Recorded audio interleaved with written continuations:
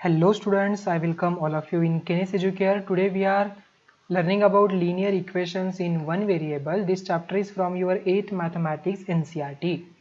तो ये स्टार्ट करते हैं आज की इस लेक्चर को।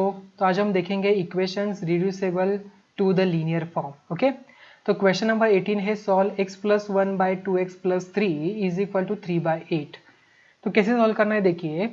Observe that the equation is not a linear equation since the expression on its LHS is not linear, but we can put into the form of linear equation.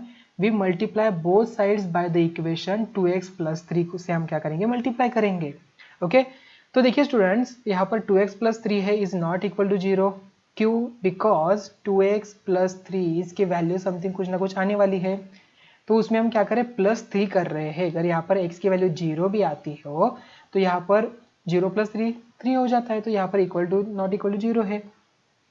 And students, अगर यहाँ पर 0 आता तो ये undefine है, ये हम इसे सॉल्व भी नहीं कर सकते, और इसकी वैल्यू ऑलरेडी हमें 3/8 दी हुई है।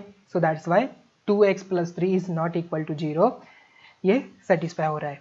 So notice that 2x + 3 gets cancels on left hand side. We have then x plus 1 is equal to 3 multiplied by 2x plus 3 upon 8. So we have now a linear equations which we know how to solve multiplying both sides by 8. So 8 in bracket 8x plus 1 is equal to 3 in bracket 2x plus 3. So these steps can be directly obtained by cross multiplication. मतलब आपको करना है इसको यहाँ से, इसको यहाँ से जैसे क्रॉस मल्टीप्लाई कर लेते हैं और सॉल्व करना है। तो 8x plus 8 is equal to 3 to the 6x plus 3 3 is 9. तो 8x is equal to 6x plus 9 minus 8. 8x is equal to 6x plus 1. 8x minus 6x is equal to 1. 8 minus 6 2. तो 2x is equal to 1. x is equal to we get 1/2. The solution is x is equal to 1/2. कितना हुआ? 1/2. So check करने के लिए LHS is equal to half plus 1 is equal to क्या होगा, 1 + 2/2 is equal to 3/2 हो जाता है। एंड RHS क्या हुआ, 2x + 3 है is equal to denominator of LHS। यहाँ पर पहले हमने क्या किया, न्यूमरेटर सॉल्व किया, देन डिनोमिनेटर सॉल्व किया, तो यहाँ पर 4 आ गया, 3/2/4 यहाँ पर आ जाएगा।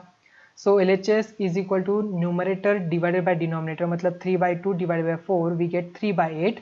क्या सेम आ रहा है? यस, इसका मतलब हमारा आंसर सही है। Next question, example number 19। Present ages of Anu and Raj are in the ratio 4:5। 8 years from now the ratio of their ages will be 5:6। Find their present age. हमें क्या करना है, उनके प्रेजेंट एज यहाँ पर फाइंड आउट करने हैं। तो let the present ages of Anuj and Raj be 4x years and 5x years respectively.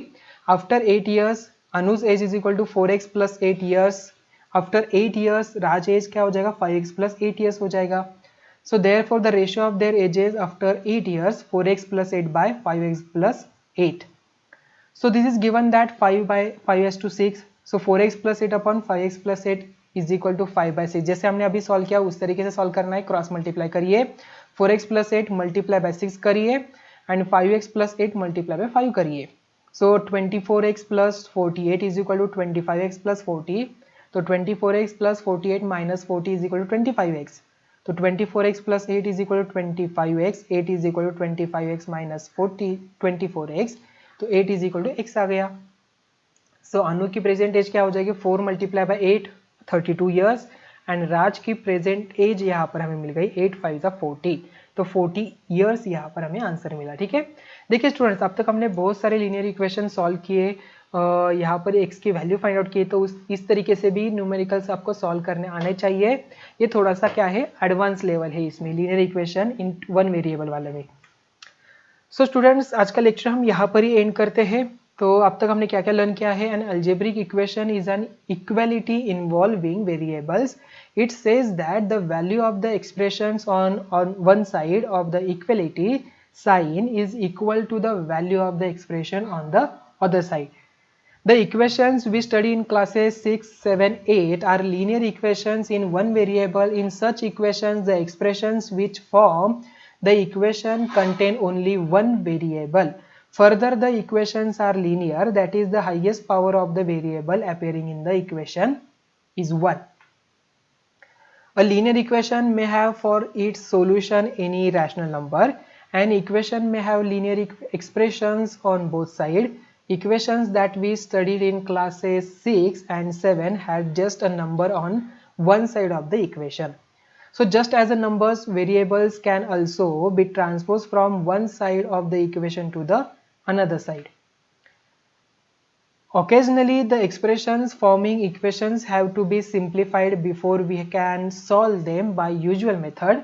Some equations may not even be linear to begin with, but they can be brought to a linear form by multiplying both sides of the equation by a suitable expressions.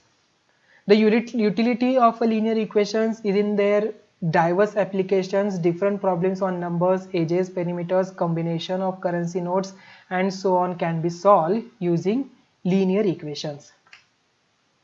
तो students इसी के साथ ही हमारा lecture number 6 यहाँ पर and होता है. तो नेक्स्ट वीडियो में हम सॉल्व करेंगे आपकी एक्सरसाइज. तो मिलते हैं नेक्स्ट वीडियो में. Thank you.